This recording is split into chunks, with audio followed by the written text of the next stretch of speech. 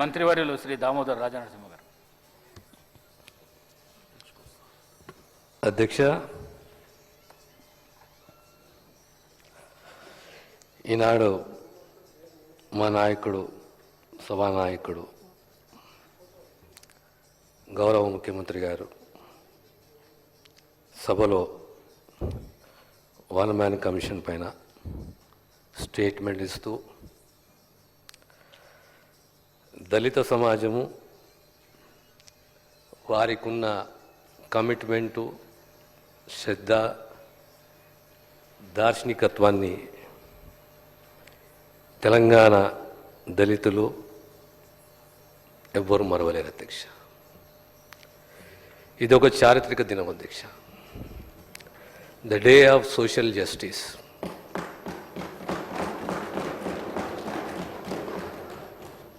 ముప్పై 40 సంవత్సరాల కళ ఈరోజు సంపూర్ణంగా సాకారం కాబోతుంది అధ్యక్ష. గౌరవ ముఖ్యమంత్రి గారికి మరియు మా sub committee chairman Uttam Kumar Reddy గారికి, సహచర మంత్రివర్యులు శ్రీధర్ బాబు గారికి, పొన్నం ప్రభాకర్ గారికి, సీతక్క గారికి, ఎంపీ మల్లు రవి గారికి జాతి తరఫున నా హృదయపూర్వక ధన్యవాదాలు తెలియజేస్తున్నాను అధ్యక్ష.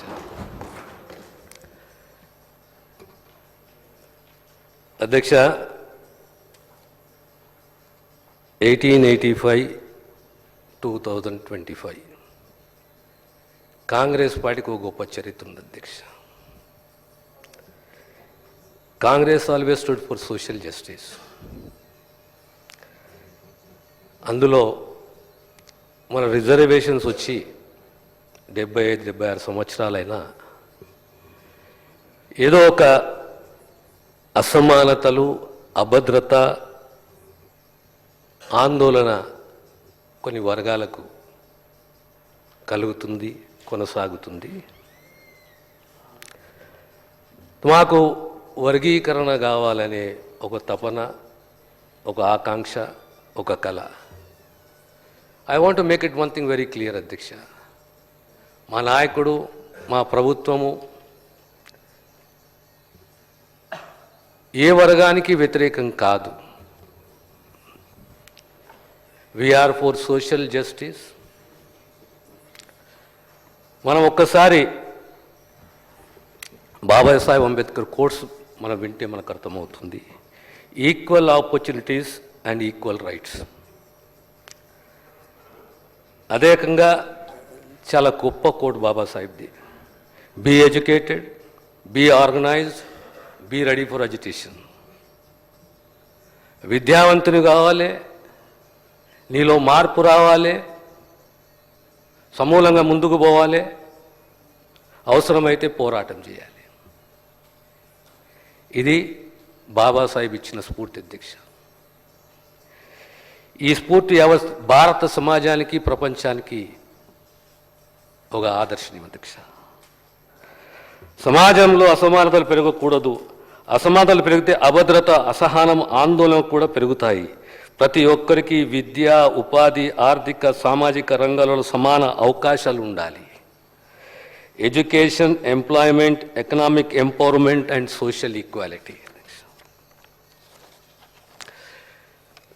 నేను డెప్త్గా సబ్జెక్ట్కి పోకముందు అధ్యక్ష కొద్దిగా చరిత్ర చదివిన అధ్యక్ష. నేను ప్రధానంగా భారతదేశ చరిత్ర గత 2000 సంవత్సరాల చరిత్రలో ఆనాటి సంప్రదాయాలు, నమ్మకాలు, విశ్వాసాలు రాను రాను ఓ చతుర్వర్ణ సిస్టమ్. ఆ తర్వాత ప్రపంచంలో వివక్ష ఉండే రేషియల్ డిస్క్రిమినేషన్, స్లేవరీ ఉండే. కానీ అన్నిట్లో బాధాకరమైన విషయం ఏంటంటే this is the only society in the entire world which practiced untouchability. This is the only society in the entire world which practiced untouchability. Because I hail from that communities, ఆ బాధ, ఆ అవమానము నాకు బాగా తెలుసు అధ్యక్ష. ఎంత చదువుకున్నా, ఎంత నిబద్ధత ఉన్నా, ఎంత స్ఫూర్తిని తీసుకున్నా మహనీయులు గాంధీజీ, అంబేద్కర్ అయినా ఏదో ఒక జాగల వివక్ష తప్పదు. మనిషి ఆత్మగౌరవంతో బతకాలనుకుంటాడు అధ్యక్ష.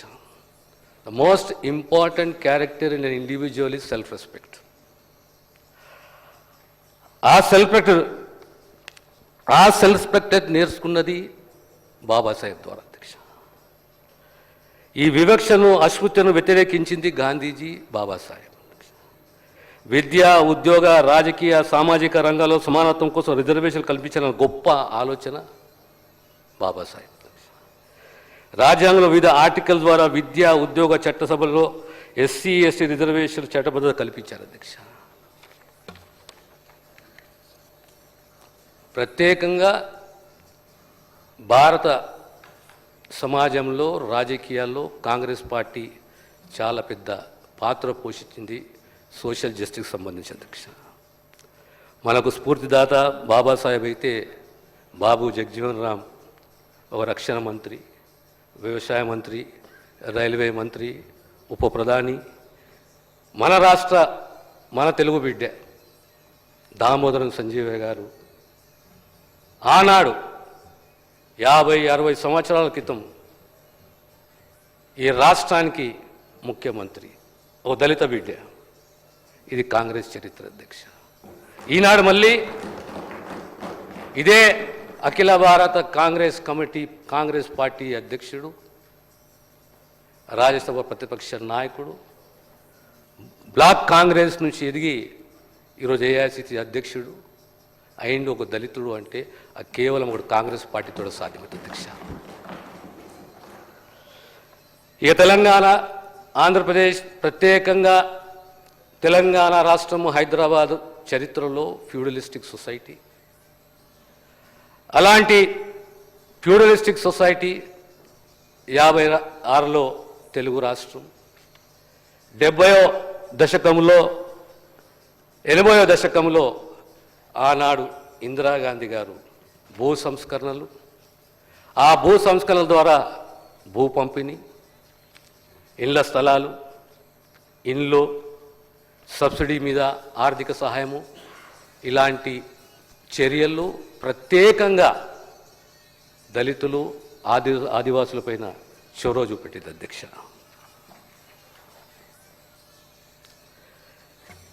డెబ్బై 6 సంవత్సరాలు 1950, ఆ తరువాత 40 సంవత్సరాలకు దళిత సమాజంలో, దేశంలో కొన్ని రాష్ట్రాలలో అలజడి.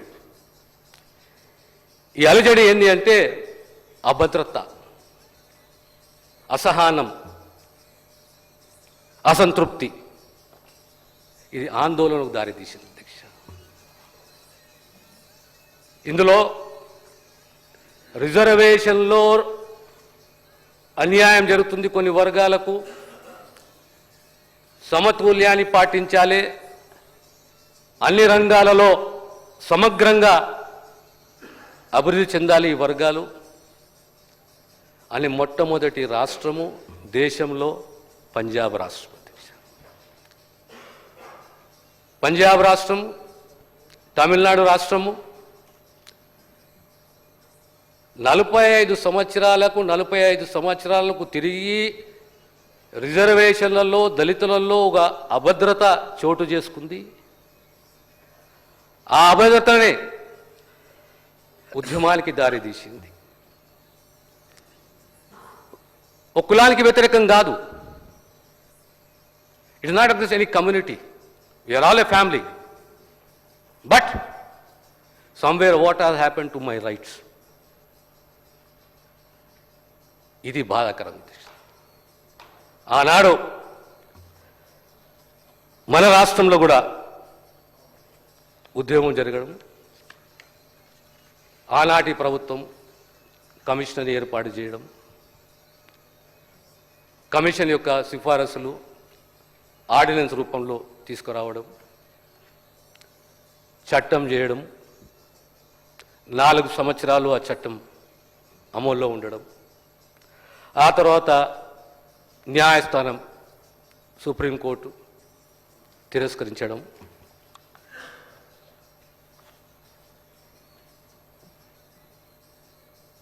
రాజశేఖర రెడ్డి గారు ముఖ్యమంత్రి అయిన తర్వాత ఇదే అసెంబ్లీ తీర్మానించి కేంద్ర ప్రభుత్వానికి విజ్ఞప్తి చేసింది. ఆర్టికల్ 341లో సవరణ తీసుకురండి, తద్వారా ఈ వర్గాలకు న్యాయం చేయొచ్చు, ఒక కమిషన్ ఏర్పాటు చేయండి, ఆ కమిషన్ రిపోర్ట్ సబ్మిట్ చేయండి. రాష్ట్ర ప్రభుత్వం కోరిన మేరకు ఆనాడు 2007 ఆనాడు ఉషా మేరా కమిషన్ ఏర్పాటు చేయడం.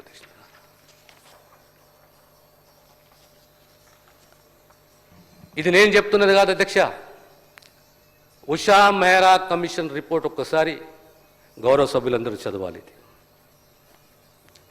4 సంవత్సరాలు ఎలాంటి మార్పు వచ్చింది, ఎలా